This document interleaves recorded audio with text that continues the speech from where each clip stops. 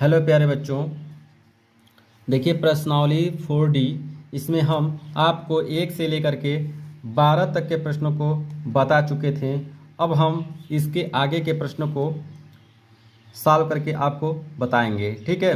तो प्यारे बच्चों, मैं फिर से आपसे एक बार रिक्वेस्ट करना चाहता हूँ कि मेरे वीडियो को ज़्यादा से ज़्यादा आप लोग शेयर करें ताकि चैनल पर रीच बढ़ सकें और ज़्यादा लोगों को लाभ मिल सके, ठीक है।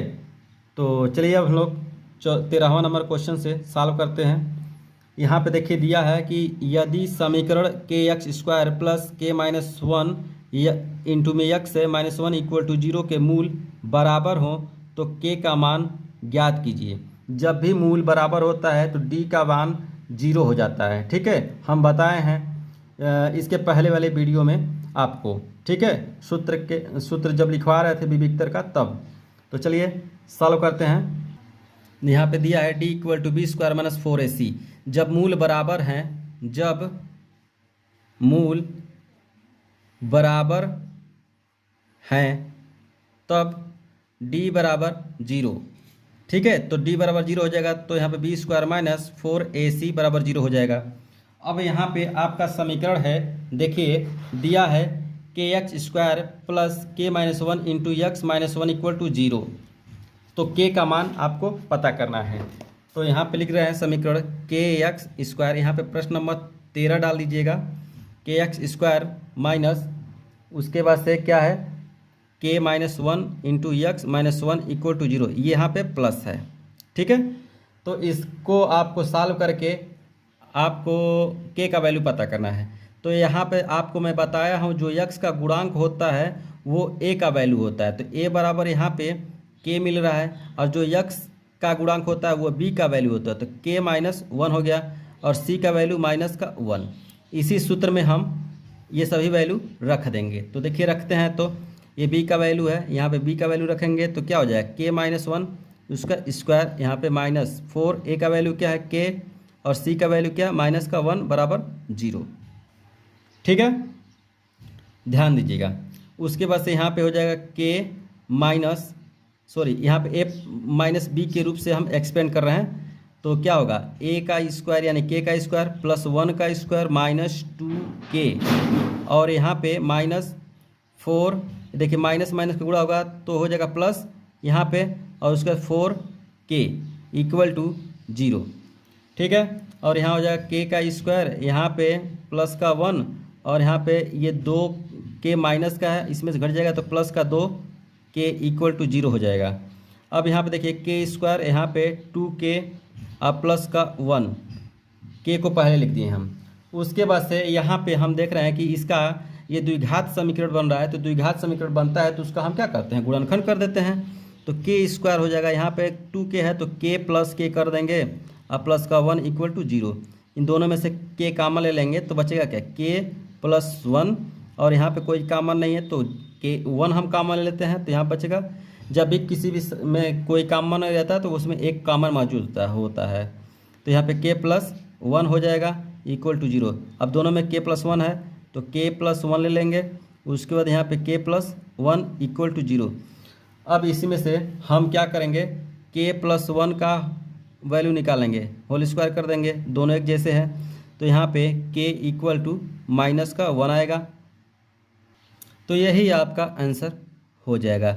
इसको आप इम्पोर्टेंट कर लीजिए क्योंकि इस टाइप के प्रश्न आपके एग्जाम में देखने को मिलते हैं, ठीक है। ये तो था 13वां प्रश्न। अब हम 14वें प्रश्न को हल करते हैं।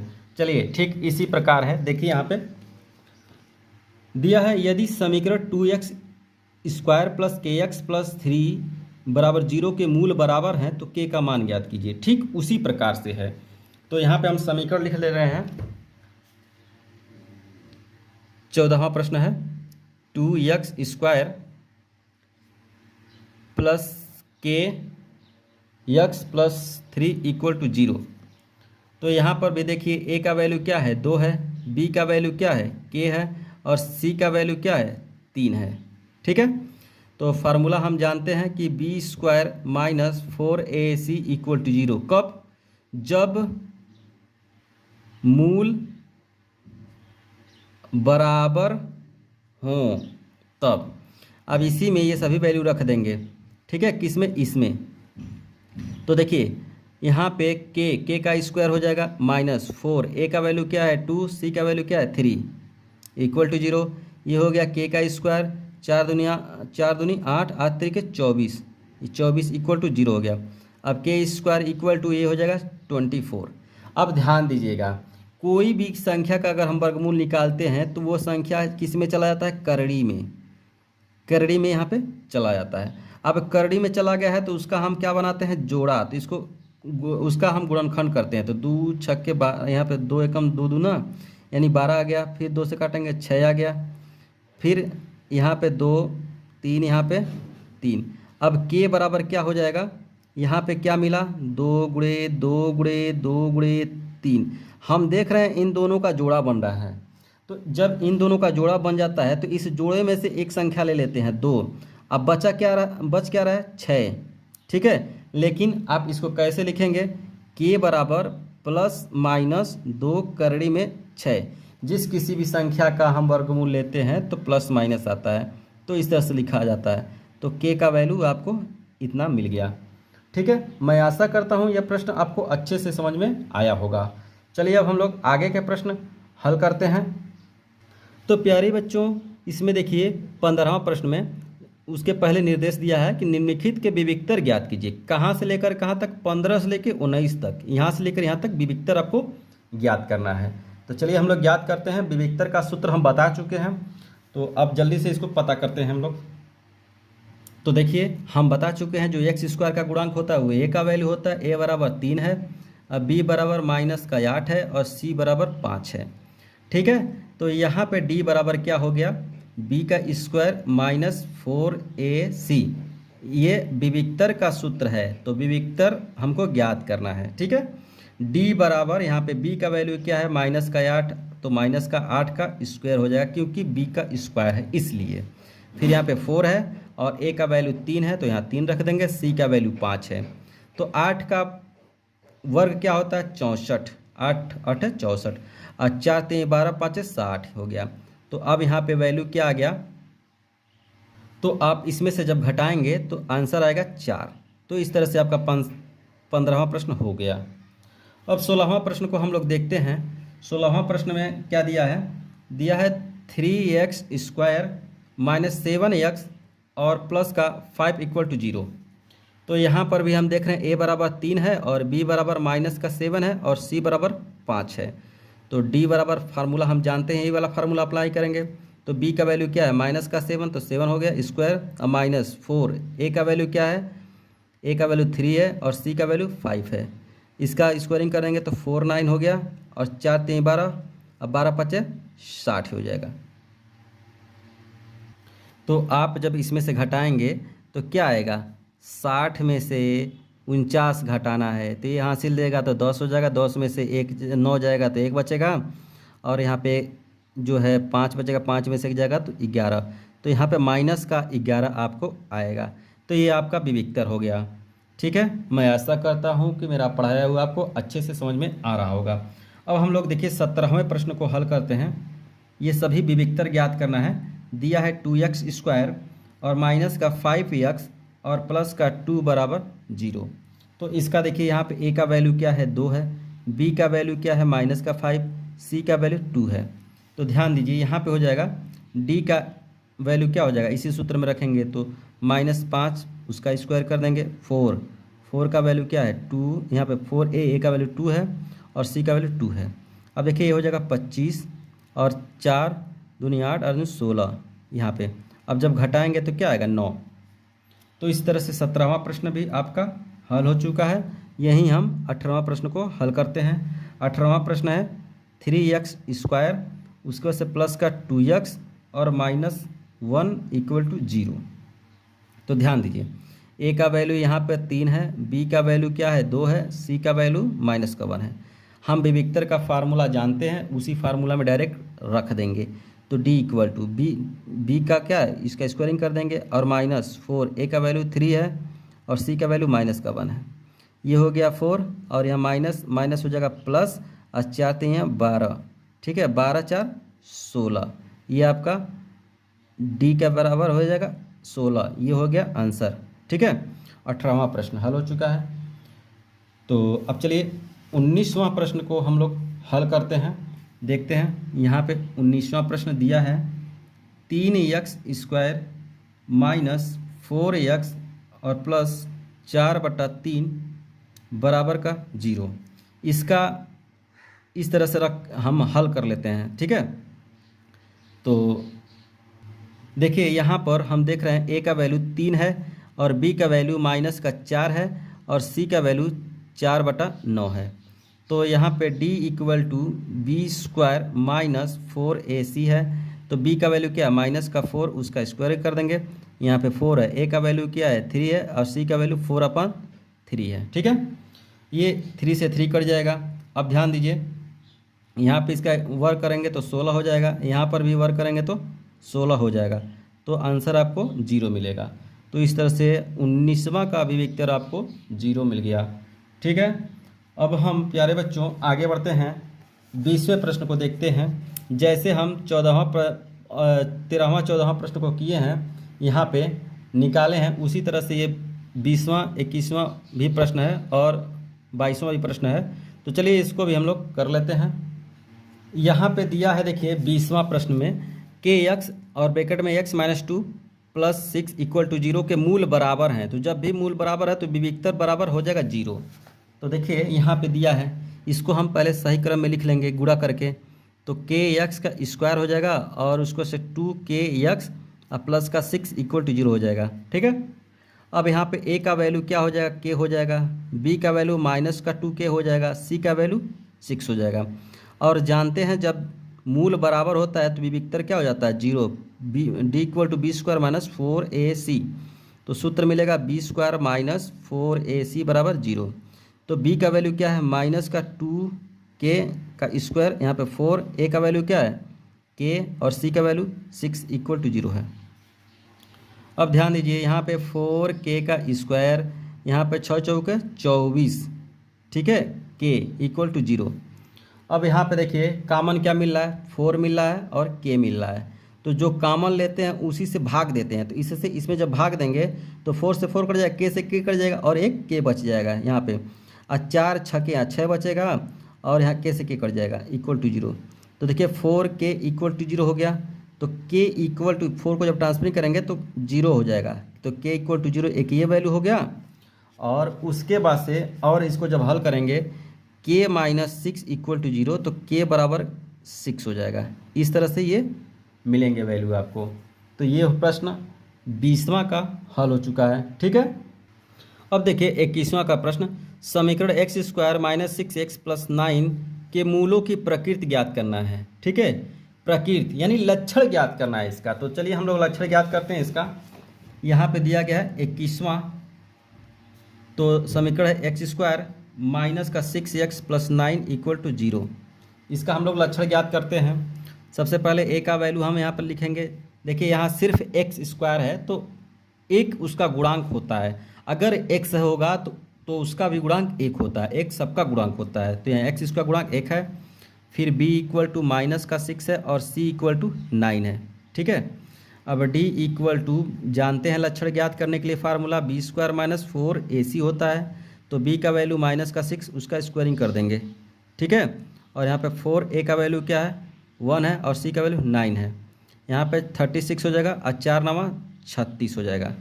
तो यहाँ पे d = 0 हो जाएगा। तो देखिए जब भी d बराबर 0 होता है तो हम लिखते हैं क्या, मूल बराबर हैं। ठीक है, यही इसका लक्षण है। अब ध्यान दीजिए यहाँ पे अगला प्रश्न 22वां को देखा जाए।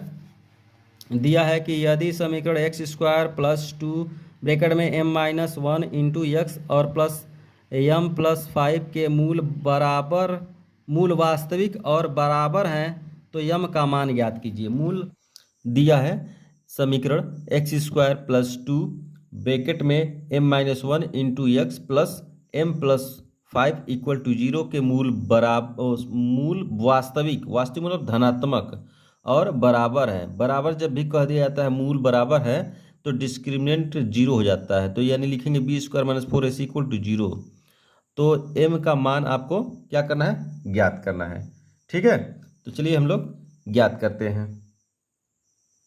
तो ये आपका समीकरण दिया है और यहाँ पे हम जानते हैं जो x का गुणांक होता है वो a का वैल्यू होता है। तो यहाँ पे कोई गुणांक नहीं है, तो यहाँ a का वैल्यू क्या हो जाएगा, 1 हो जाएगा।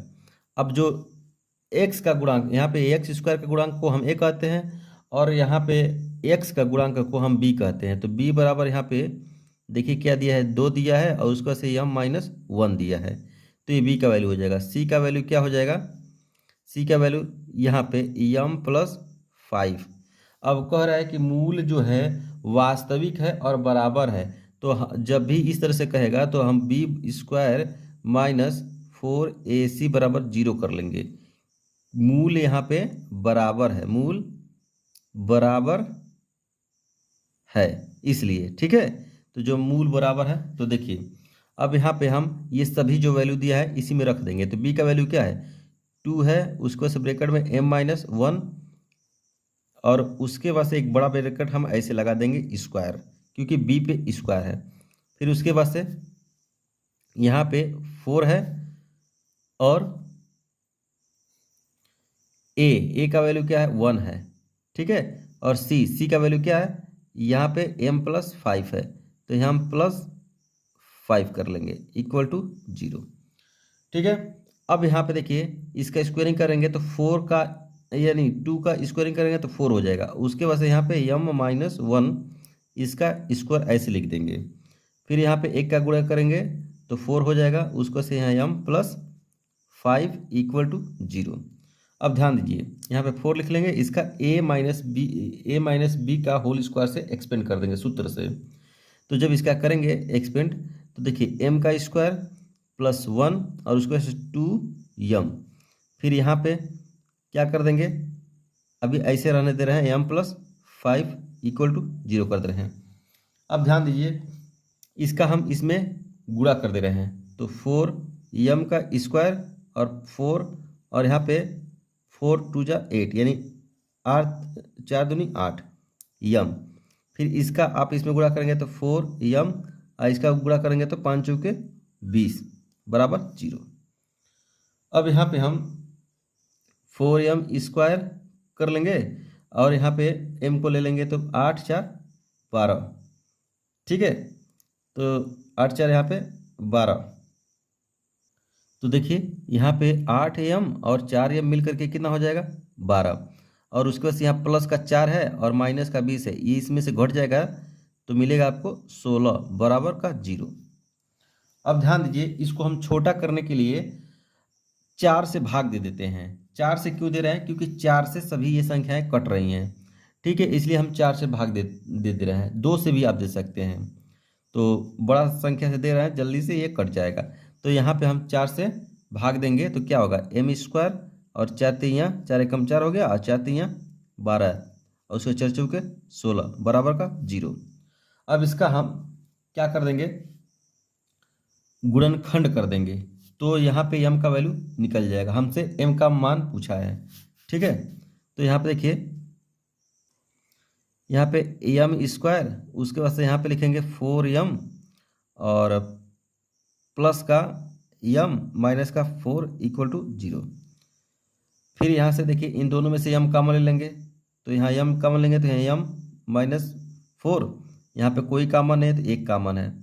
फिर यहाँ पे m माइनस 4 और ब्रैकेट में m माइनस 4 ब्रैकेट में इक्वल टू 0 हो जाएगा। फिर उसके बाद से यहाँ पे m माइनस 4 दोनों में कॉमन है तो ले लेंगे, यहाँ पे बचा m प्लस 1 इक्वल टू 0। ठीक है, अब हम इसको m माइनस 4 इक्वल टू 0 कर लेंगे तो m बराबर 4 मिलेगा। यहाँ पे m प्लस 1 इक्वल टू 0 हो जाएगा तो यहाँ पे m माइनस 1 मिलेगा। तो इस तरह से आपका m के दो वैल्यू मिल गए, कौन, m बराबर 4 और m बराबर माइनस 1। तो ये आपका आंसर हो गया 22वां प्रश्न को। इसको अगर नोट करना चाहते हैं तो वीडियो को रोक करके नोट कर सकते हैं। ठीक है, तो 23वें प्रश्न में देखिए क्या कहा जा रहा है कि निम्नलिखित समीकरणों के मूल सूत्र द्वारा ज्ञात करना है। यानी इसका मूल ज्ञात करना है किसके द्वारा, सूत्र द्वारा। सूत्र कौन सा लगेगा, श्रीधाराचार्य विधि वाला। ठीक है, इस टाइप के प्रश्न हम पीछे कर चुके हैं। ठीक है, तो चलिए हम लोग 23वें प्रश्न को करते हैं, 23वां का ए वाला पार्ट। तो यहाँ पे देखिए, सबसे पहले हम ए और बी सी का वैल्यू निकालते हैं।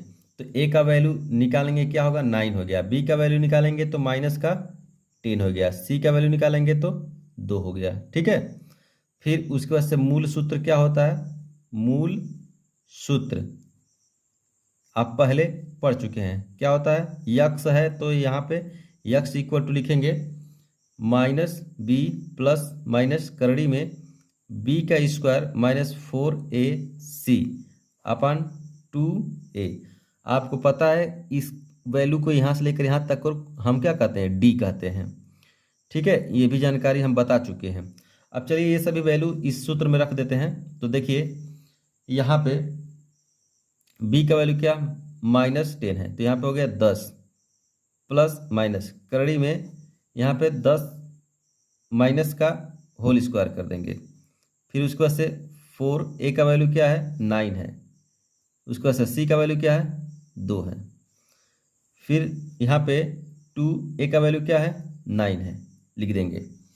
ठीक है, अब यहाँ पे देखिए 10 हो गया। 10 प्लस कैसे हो गया, क्योंकि b का वैल्यू क्या है, माइनस में है, और ये भी माइनस, तो ये हो गया प्लस। ठीक है, अब यहाँ पे प्लस माइनस, उसके बाद से 10 का वर्ग करेंगे तो ये हो जाएगा 100 और माइनस हट जाता है। अब यहाँ देखिए 4 दूनी 8, 8 9 72, यहाँ पे हो जाएगा 72 बटा 18 हो जाएगा।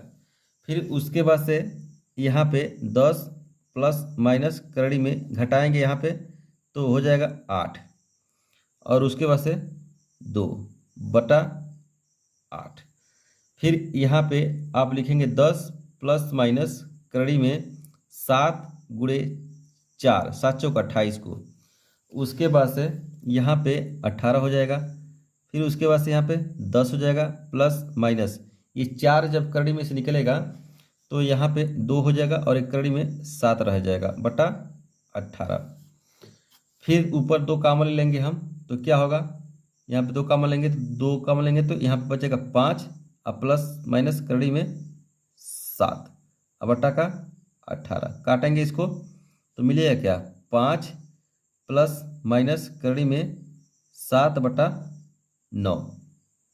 तो इस तरह से ये 23वां का आपका ए वाला पार्ट हल हो चुका है।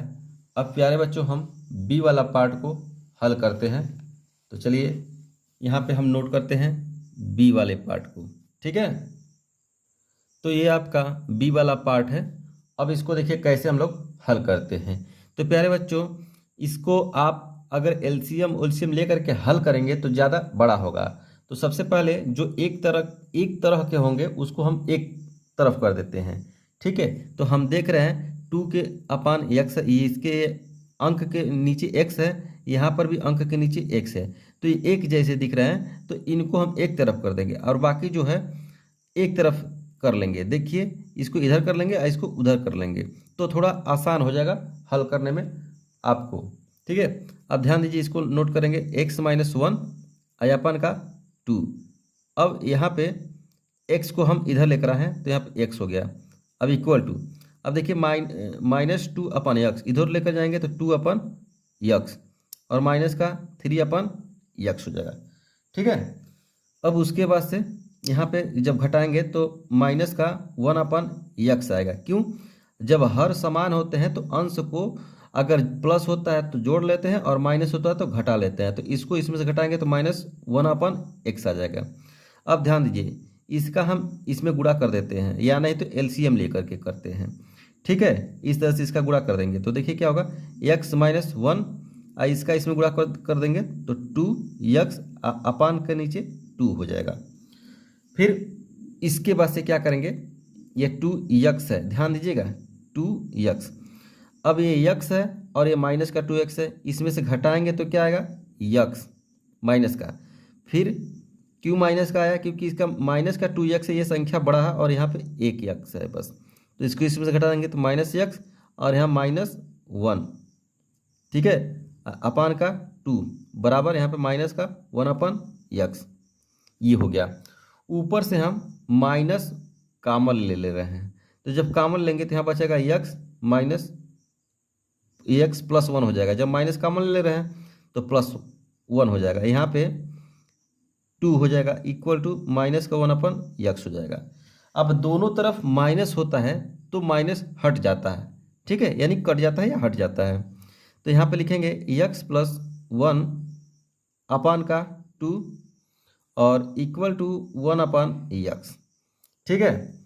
अब इसको हम तिर्यक गुणा कर लेंगे, तो इसका इसमें गुणा करेंगे तो क्या होगा x और उसके बाद से x प्लस 1 और इसका इसमें गुणा करेंगे तो 2 हो जाएगा। अब देखिए इसका इसमें करेंगे तो x का स्क्वायर हो जाएगा, फिर यहाँ पे x हो जाएगा इक्वल टू 2 हो जाएगा। अब हम क्या करेंगे, यहाँ पे x स्क्वायर लिख लेंगे और यहाँ पे x और इसको अंदर ले लेंगे तो 2 इक्वल टू 0 हो जाएगा। इस तरह से हम देख रहे हैं कि यहाँ पे द्विघात समीकरण हमको मिल गया। तो इसको आप चाहे तो फैक्टर कर देंगे तब भी इसका क्या मूल निकल जाएगा, लेकिन यहाँ पे कहा गया है कि सूत्र के द्वारा, मूल सूत्र द्वारा आपको ज्ञात करना है। तो मूल सूत्र द्वारा ज्ञात करना है, तो यहाँ पे देखिए सभी वैल्यू हम लिखेंगे। यहाँ पे देख रहे हैं a का वैल्यू क्या है, x स्क्वायर है। x स्क्वायर का जो गुणांक होता है वो a का वैल्यू होता है, तो यहाँ पे x स्क्वायर का कोई गुणांक नहीं है तो 1 होता है। फिर यहाँ पे b बराबर क्या है, यहाँ पर भी कोई नहीं है तो 1 होगा, और c बराबर यहाँ पे माइनस का 2 होगा, ठीक है, यहाँ ध्यान दीजिए। फिर उसके बाद से मूल सूत्र हम आपको बताए हैं, x इक्वल टू माइनस का b प्लस माइनस रूट में b का स्क्वायर माइनस का 4ac अपान का 2a, ठीक है। तो अब यहाँ ध्यान दीजिए, यहाँ पे b का वैल्यू क्या है, माइनस का 1 है, प्लस माइनस, और यहाँ पे इस तरह से इसका वैल्यू क्या है 1 है, b का स्क्वायर कर दीजिए और यहाँ पर माइनस 4, a का वैल्यू क्या है 1, c का वैल्यू क्या है माइनस का 2, ठीक है, और यहाँ पे 2 a का वैल्यू 1 हो गया। उसके बाद से यहाँ पे इक्वल, यहाँ पर माइनस का 1 अब प्लस माइनस रूट में 1 और ये माइनस माइनस हो जाएगा प्लस, गुणा करके 8 हो जाएगा, यहाँ पे 2 हो जाएगा। फिर इसके बाद से हम आगे बढ़ेंगे तो देखिए यहाँ पे माइनस का 1 होगा और प्लस माइनस ये हो जाएगा 9, करड़ी में 9 अपान का 2, तो देखिए यहाँ माइनस का 1 और ये जब निकलेगा तो प्लस माइनस 3/2 हो जाएगा। फिर यहाँ पे हम बता रहे हैं तो देखिए माइनस का 1 और प्लस माइनस 3/2 है, तो यहाँ पे x के 2 वैल्यू आएंगे, ठीक है। एक बार हम धन लेने पर यानी पॉजिटिव लेने पर, तो ये बीच वाला देखिए प्लस और माइनस है ना, तो यहाँ पे बस प्लस ही रहेगा, कब, जब धन लेंगे तो यहाँ x, तो देखिए माइनस का 1 और यहाँ पे प्लस का 3/2। अब देखिए यहाँ पे माइनस का 1 है और यहाँ प्लस का 3 है, तो घट जाएगा तो 2/2 कटेगा तो 1 आ गया, 1 x का वैल्यू आ गया 1। और उसके बाद से फिर लिखेंगे ऋण लेने पर, तो जब ऋण लेंगे तो यहाँ बीच वाला में माइनस रहेगा, तो यहाँ x बराबर माइनस का 1 है और बीच वाला माइनस हो जाएगा, तो 3/2। अब इसको देखिए माइनस माइनस ये जुड़ जाएगा तो -4 हो जाएगा बटा 2, काटेंगे तो x बराबर माइनस का 2, ठीक है।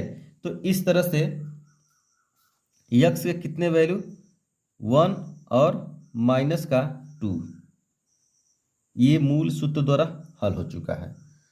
तो आप इसको नोट करना चाहते हैं तो एक बार मैं समझा दे रहा हूँ फिर से, देखिए कहाँ से नोट करना है। यहाँ से आप नोट करते हुए और ऐसे यहाँ तक आएंगे, फिर उसके बाद से यहाँ पे ऐसे आएंगे, फिर यहाँ से आप ऐसे यहाँ पे नोट कर लेंगे, ठीक है। तो प्यारे बच्चों बस अब इतना ही रहने दीजिए, अब आगे का प्रश्न हम अगले वीडियो में लेकर के आएंगे, ठीक है। तो thank you for watching this video. प्यारे बच्चों अगर इस चैनल पे आप पहली बार आए हैं तो चैनल को सब्सक्राइब कर लीजिए ताकि इसी तरह का वीडियो हमारा मिलता रहे आपको, ठीक।